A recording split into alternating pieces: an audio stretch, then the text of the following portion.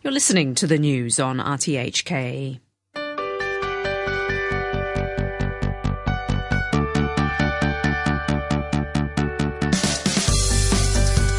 Good morning and welcome to Backchat. I'm Hugh Chewett and your co-host today is Mike Rouse. Mike, good morning to you. Good morning, Hugh. A few topics to chat about today. I'm going to be starting with SkyCity. The Hong Kong Airport Authority has got the green light to go ahead with building an airport city next to the terminals. It's going to include, they say, the biggest retail space in Hong Kong, plus hotels, offices and entertainment facilities, all hoping to capitalise on the location next to the airport and, of course, now to the bridge.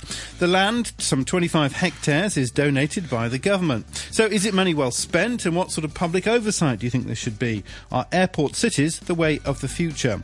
Later in the programme we're going to be talking about pro-establishment plans to block the swearing in of the Youngspiration legislators, and then we'll be talking about the new MTR in East Kowloon. Email us with your thoughts on any topic. Our address backchat@rthk.hk, our Facebook page Backchat and RTHK Radio 3, and our number 233 88266. Joining us for our first discussion, we have with us now Albert Lai, who's policy convener with Professional Commons, and Jason Nia, assistant professor in the Department of Architecture and Civil Engineering at the City University. Professor Nia, maybe we'll start with you. Thank you very much indeed for joining us. Welcome to the programme. Tell us this idea of sort of developing a lot next to an airport. What's the idea of it? What's the thinking? And it's kind of an international trend, isn't it, I gather? Yes. This is Jason Lee. I appreciate this opportunity. I'm currently with City University of Hong Kong. My background is transportation, engineering, and urban regional planning. I'm originally from Taiwan, and I hear about a lot of those ideas about the large develop around the airport. As a matter of fact, before I was actually involved in one of the large similar project we call the Taoyuan Electropolis. So it's going to be not only 25 hectares development, we are developing 6,450 hectares. This is in Taiwan? In Taiwan, yeah. Before I joined this program, I did some kind of quick research. In terms of the land area, Taiwan is around like 30 times bigger than Hong Kong.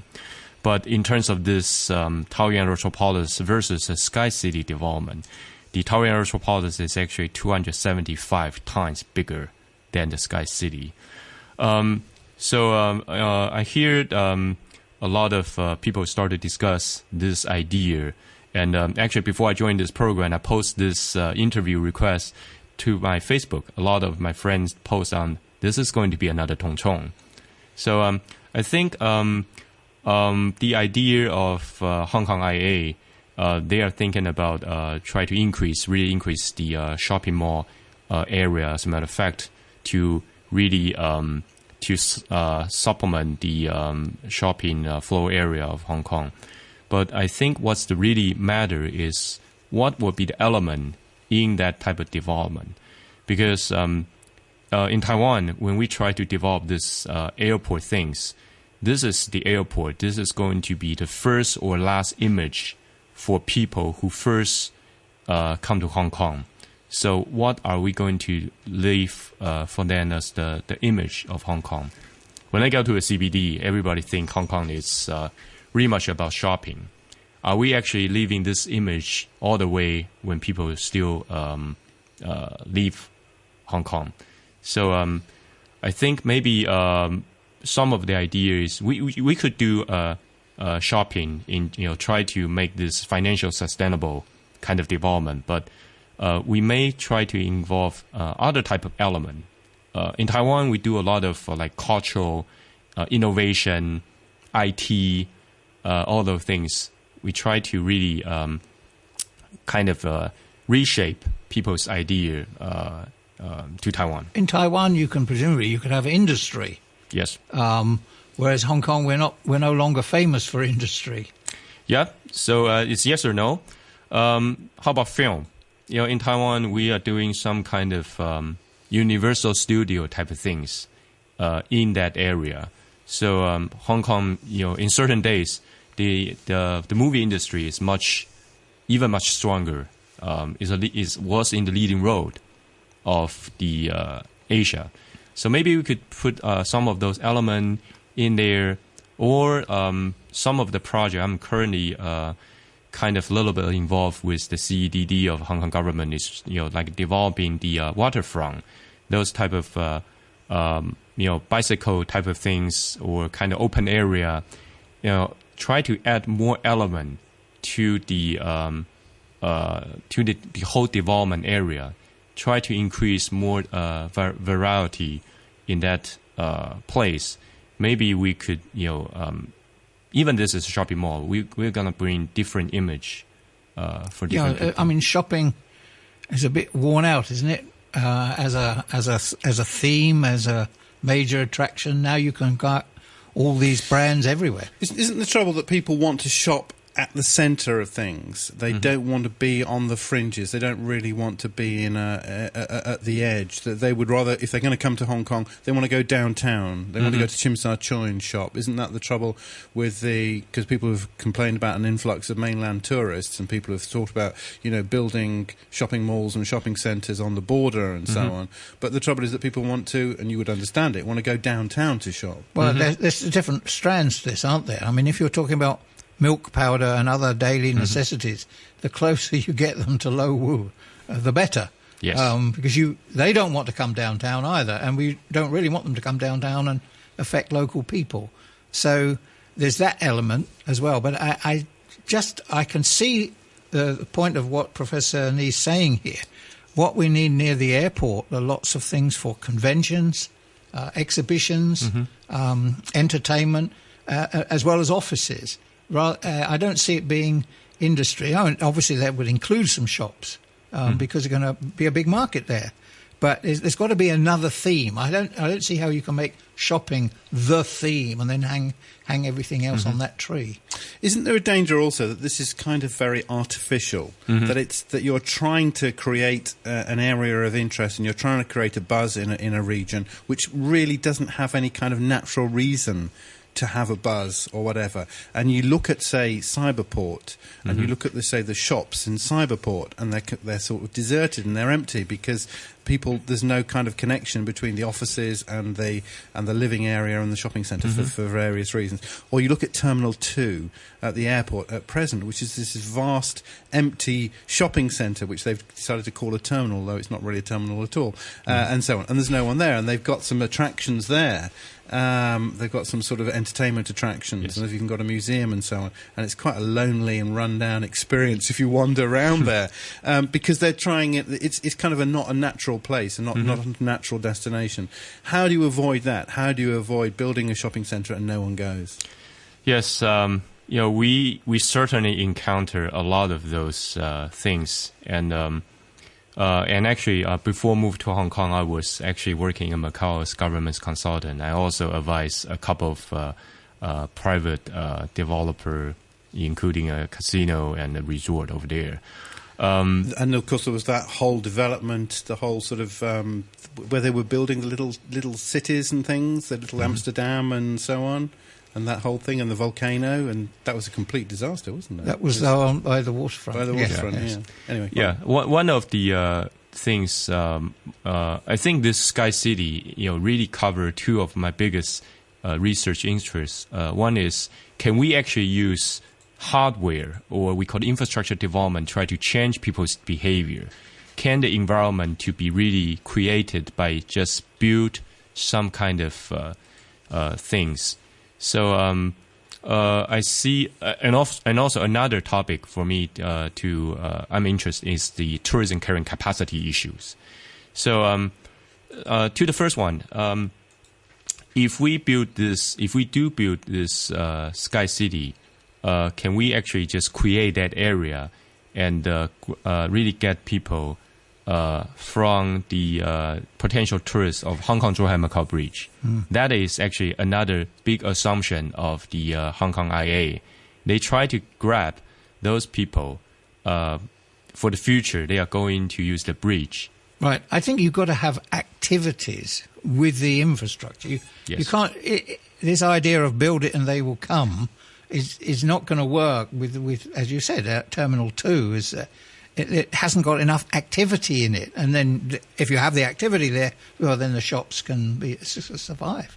But this is why I'm looking at thinking in terms of conventions, exhibitions, and so on.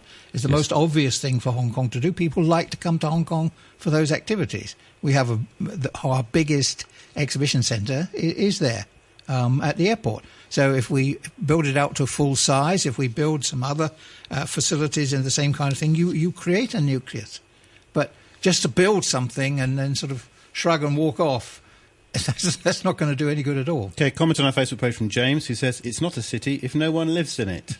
Okay, James. Also with us is Albert Lai, policy convener with Professional Commons. Albert, good morning to you. Hi, good morning. Hi, thank you much indeed for joining us. First of all, what about kind of the public or the oversight aspect of this? Because this is kind of the airport authority just moving ahead under its own steam, as they can do, I guess, as an authority, a statutory body.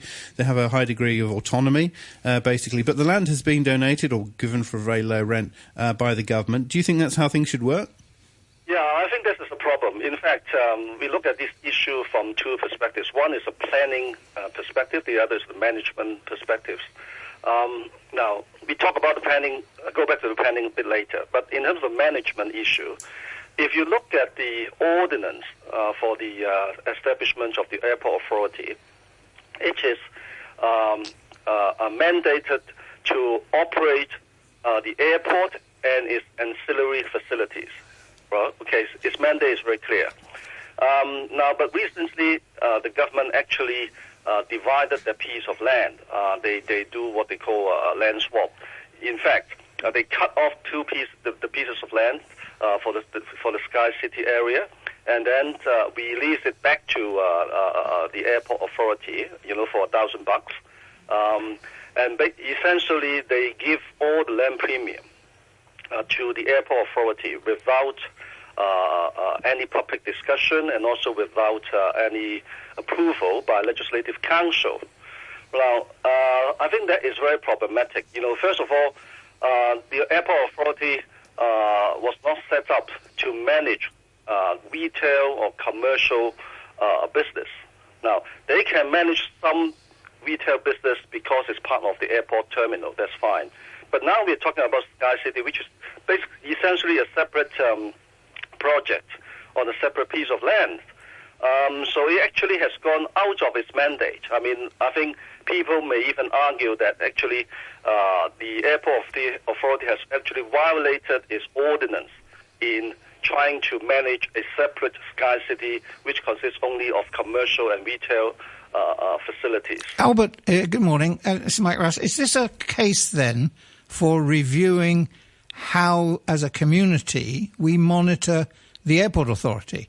I mean, it's one thing, isn't it, to give them a high degree of autonomy to run an airport. That's their area of expertise, and they get on with it, and you don't really want people sort of looking over their shoulder all the time far too closely. But if it's something else that they're doing, and you go back to the legal point later, but if it's something else that they're doing, then that is a case for monitoring them more closely. Absolutely. I think the airport authority has gone to a stage where it has, it's become so autonomous that nobody is really monitoring, not even the government. I mean, the government, obviously, they have a couple of officials on the board and so on. They appoint the directors, but thereafter, it basically does not need to be accountable to anyone. I mean, look at the third runway, for instance. I mean, this is the biggest infrastructure project in Hong Kong, and the budget for $141 billion, it has never gone through a close scrutiny by the Legislative Council. So, and similarly, now, if we allow this SkyCity to go ahead, the airport authority will be able to choose its own partners, will be able to do its own tendering, to do its own design and so on, again, without any Legislative Council oversight and without any obligation to consult the public.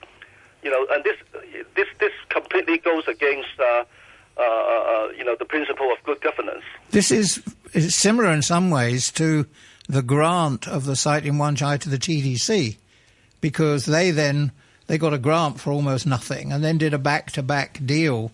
They went to tender for it, and ended up with New World as a partner. That's why you have the big commercial projects at either end and the public facility in the middle.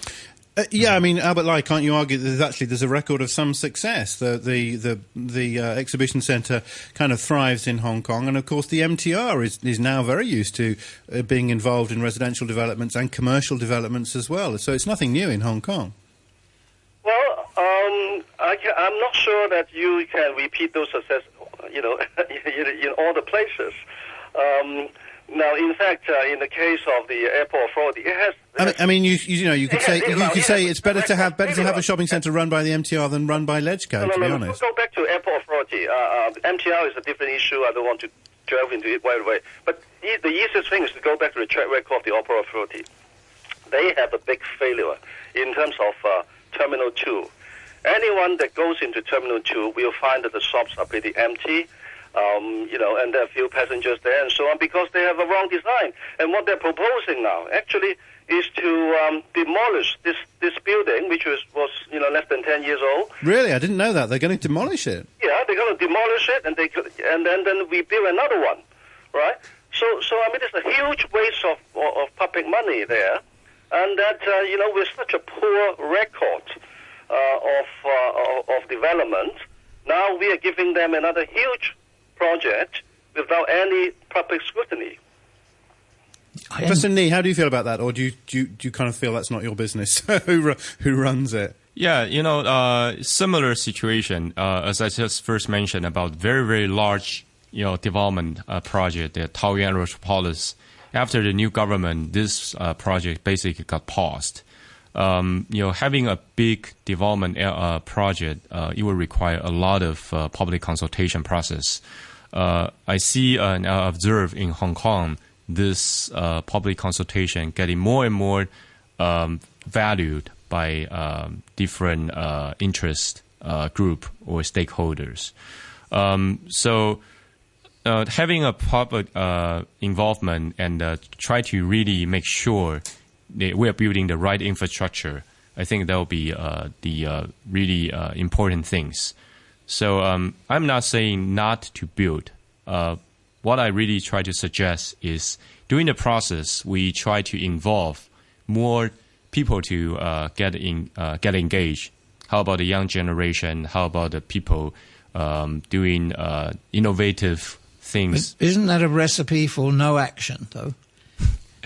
I think, of course, a lot of people saying, if we delay the process, we lose the timing and whatever. So it's always a trade-off. It's always, I think what government should do is try to really initiate some kind of, we call the right practice or right process to engage people and try to make sure this coming to certain kind of consensus. Right. Well, I mean, the airport moved to Chek Lap Kok, 18 years ago?